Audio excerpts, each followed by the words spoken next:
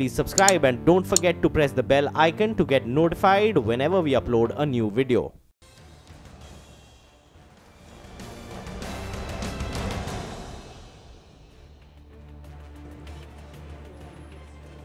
Well, few issues have evoked as much dismay, confusion, optimism and ambition as the government's push towards electrification of cars. Over the last 18 months, the BJP-led government has shown remarkable zeal and drive to make India a full electric car market in record time. Now, let's bring you up to speed with the key developments and statements made by various cabinet ministers over the last year and a half on this issue. It all picked up pace in April last year. That's when the then Power Minister Piyush Goyal proposed the first move towards electric vehicles. This is what he said, and I quote, "We are going to introduce electric vehicles in a very big way. We're going to make electric vehicles self-sufficient like the Unnat Jyoti by affordable LEDs for all. The idea is that by 2030, not a single petrol or diesel car should be sold in the country," unquote. A month later, that's in May 2017, the government announced a plan to introduce swappable batteries to make the adaptation to EVs cheaper and easy. To kick things in action, the government decided to procure about 10,000 electric vehicles in October of 2017. Government-owned energy service company Energy Efficiency Services Limited chose Tata Motors and Mahindra to supply 500 electric vehicles in phase 1. Now, just 1 month after that, Transport Minister Nitin Gadkari made headlines by rejecting the idea of swappable batteries. The minister felt that battery swapping was not a viable option for India. However, the momentum to electrify our mobility continued. The same month, that's November of 2017, Niti Aayog, along with Rocky Mountain Institute, released a report on electric vehicles. The report proposed a 3-phase approach for EV adoption by 2032. Now, last month, Transport Minister Nitin Gadkari was quoted as saying that Niti Aayog's electric vehicle policy was awaiting clearance from the cabinet.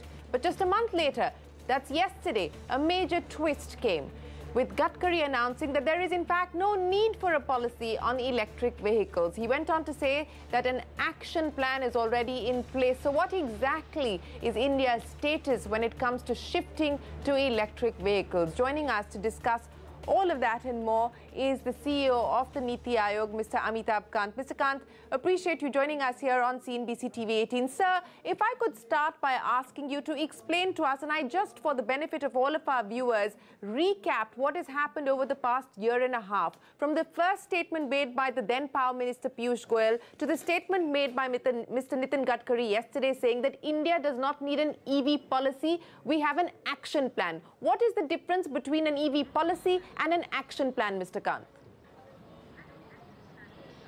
So, Shireen, what the minister said is that there is actually a lot of disruption happening in this sector. There are new technologies coming in every day. What was a lot of work went in for hybrid, then EV came in, tomorrow it may be hydrogen. I think similar kind of major radical disruption is taking place in the world of batteries, it's taking place in the world of charging stations, and the view was that we should continue to allow a lot of innovation, a lot of entrepreneurship to take place in all these areas. The problem quite often that happens in government is that we freeze, we are not technology agnostic. We start working on technologies, and in the process we lay down a number of standards by which we inhibit innovation and entrepreneurship to take place. And then what happens is that Mr. Kant, government officials... Mr. Kant, to put this simply... no, sir, one second. Then what... Okay. Then what happens? No, I'm interrupting you to just ask you, sir, very clearly, is the government now no longer forcing only electric mobility? Are you then saying that it's okay to come up with innovations that use biofuels, to move to hybrids as well? Is the government now no longer going to force auto companies to only go electric? No. What we are saying is that the future belongs to a shared, connected and zero-emission world. For a better word, a zero-emission world. And our objective should be to lay the outcomes that we want reduction to this level, and we should clearly define that in these 11 of our 20 cities which are most polluted, this is the outcome which we want to reach. What technology you want to adopt should be left to the industry. Why should the government get into the business of technology? I mean, first and foremost, well, why should the government decide whether it should be hybrid or electric or hydrogen? We should just merely say that whatever you do, help us to do.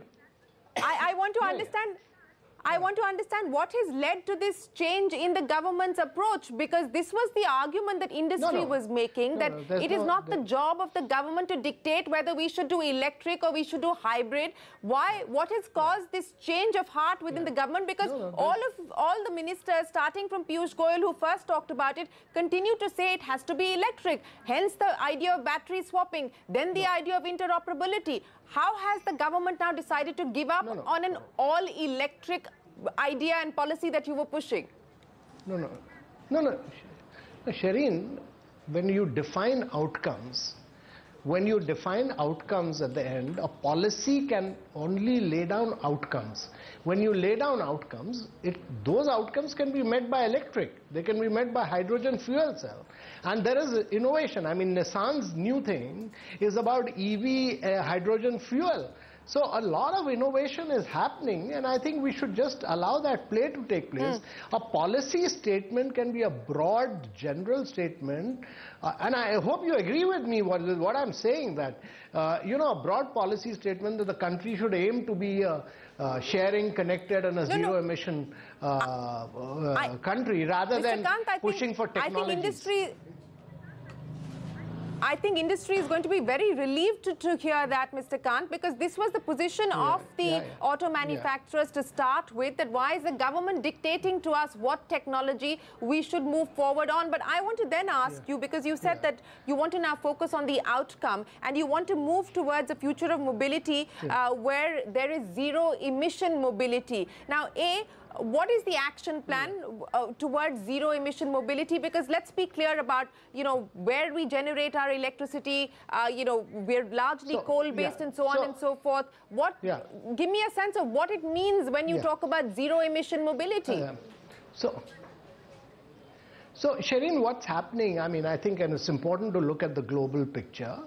Right now, there's only 1% of the total vehicles produced in the world, despite all this talk, only 1% of the vehicles produced today are either hybrid or electric.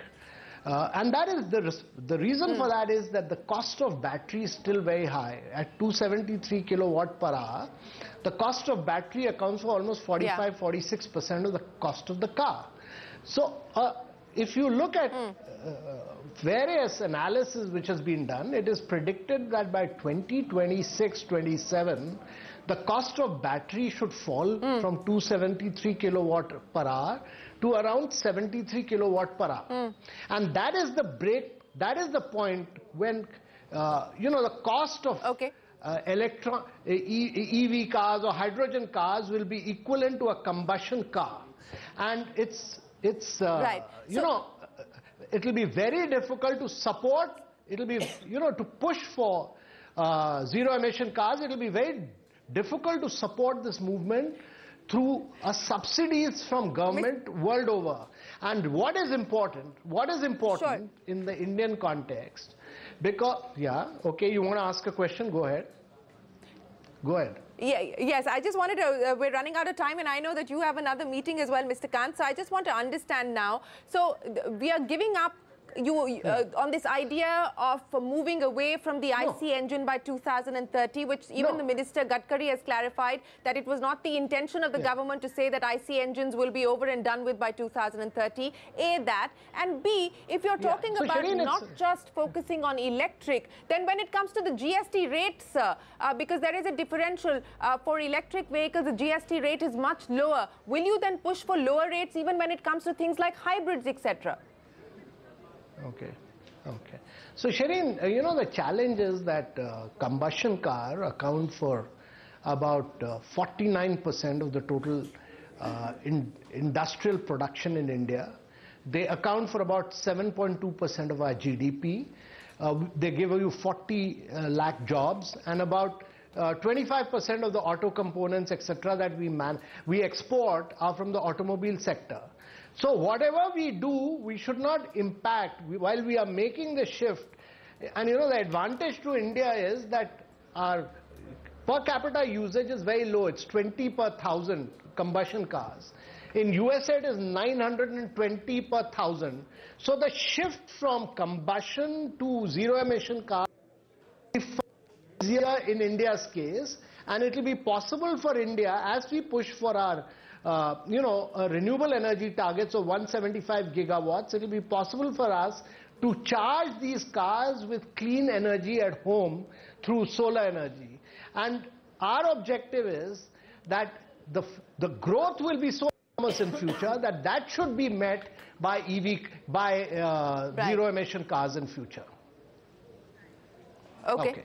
All right, Mr. Kant, we will leave it there then, sir. Thanks very much. Any other question? I'm willing to respond. We have many. We have many more questions, sir. So I'll end then by asking you. Shireen, I'll end.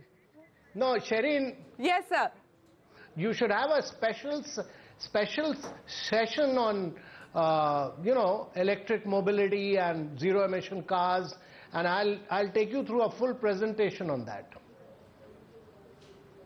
All right, sir. We look forward to that. Appreciate you joining us here on CNBC TV18. That's Amitabh Kant saying that the government is no longer going to push only for electric mobility. They will push for zero emission mobility. That's the shift that's taken place in government policy. We'll take a break. How is Motown interpreting this big twist in the EV saga? To our special coverage, important clarifications coming in there from the Niti Aayog CEO Amitabh Kant joining us now. Industry reacting to what Mr. Kant said.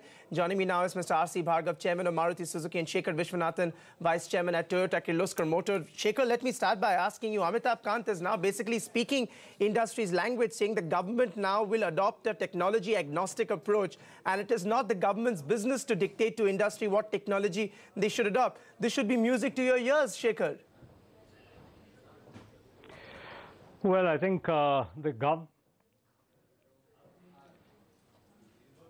ahead, Shekhar.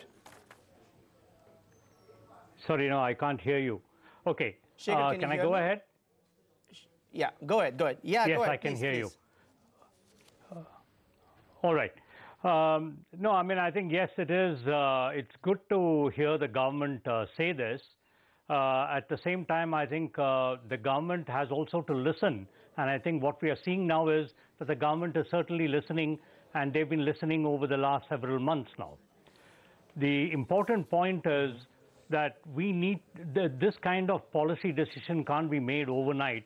There has to be discussion, debate, and that too in evolving technology, whether it's electric or hybrids or hydrogen or any other alternate fuels. Technology is growing by leaps and bounds. So I think what the government has done is they've assimilated everything, and they have come to this conclusion. Do you think perhaps there's also now need for SIAM to relook into their, their own sort of internal targets of 20, 30, 40% electrification of all personal cars, which I understand Toyota, you were not in favor of that per se. Is there need now for SIAM also to relook into themselves? Because many wondered this was under pressure from the government that they adopted a position like this.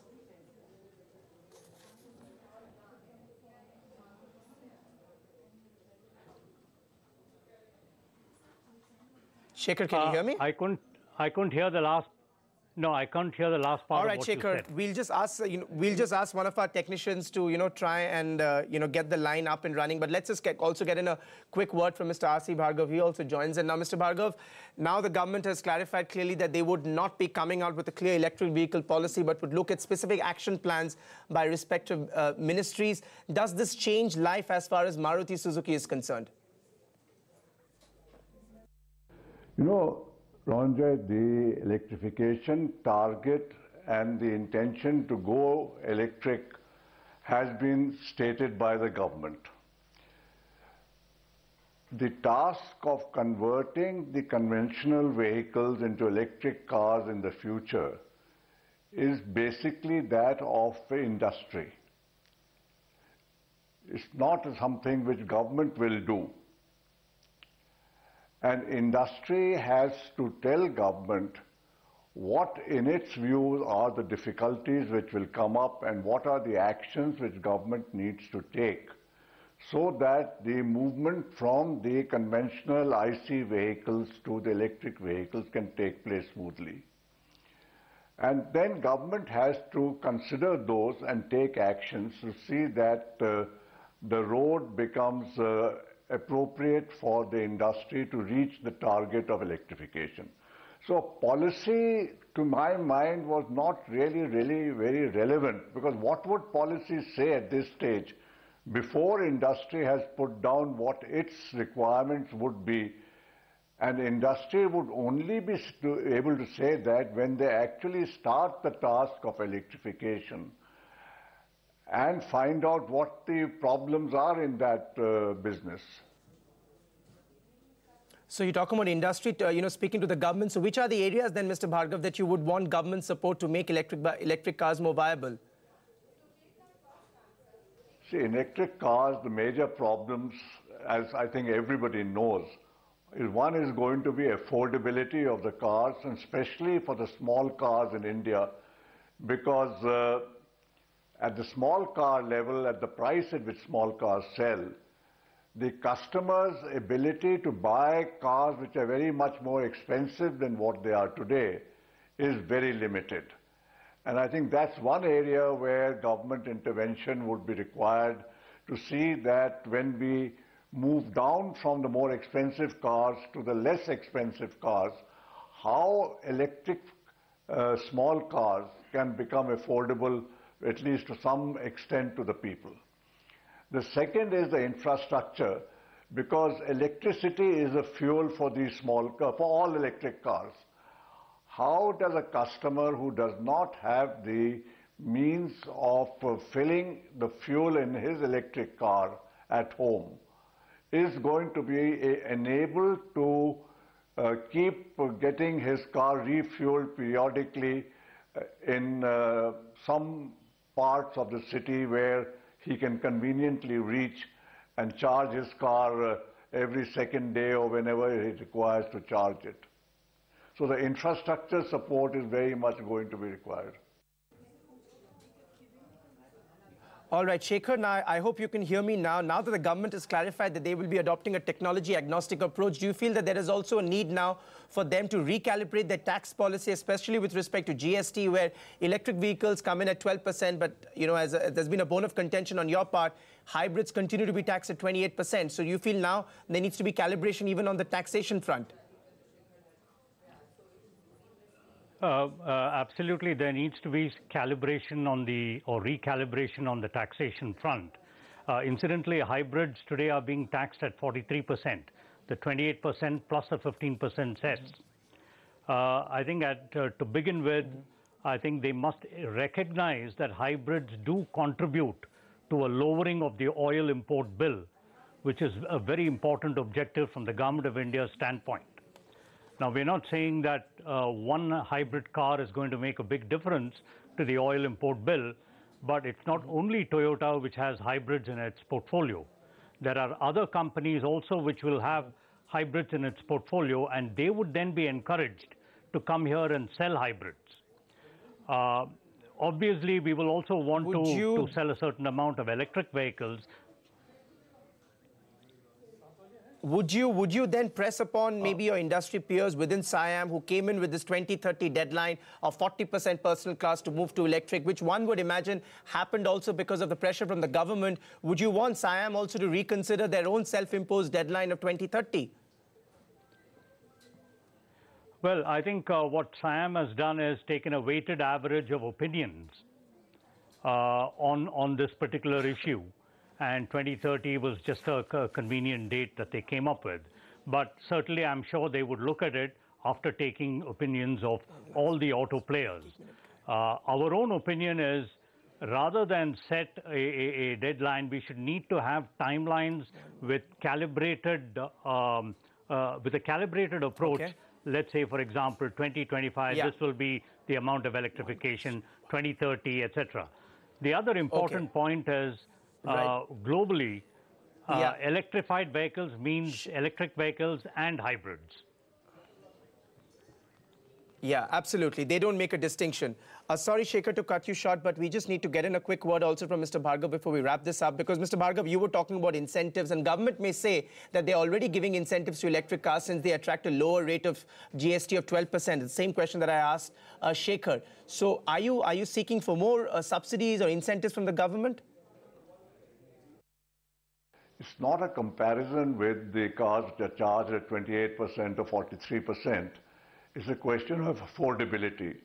At 12% tax, would small electric cars be affordable and bought by the customer? Neither me nor the government can actually determine. It is something which the customer himself is going to determine. And once these small cars come and their costs are known, only at that stage will we have to see whether GST at 12% will enable this to happen or not to happen. Many countries today are subsidizing electric cars. I don't think in India we have the capacity to subsidize cars in any manner. I don't think politically subsidization of cars will be possible. But a lower GST may still be possible to make this happen. So therefore you're saying 12% GST is not enough. GST Council should look at lowering the GST rates on electric small cars even further to make them attractive. Is that right, sir? For small cars at least. All right, Mr. Bhargav, Shekhar Vishwanathan, thank you very much for joining us on this special broadcast. Important clarifications there coming from the government. Niti Aayog CEO making it very clear that it's not just going to be an all-electric approach. Government will now adopt a technology-agnostic approach, precisely what the auto industry has been saying for all this while. Thank you very much for watching this special broadcast here on CNBC TV18. From all of us here, goodbye.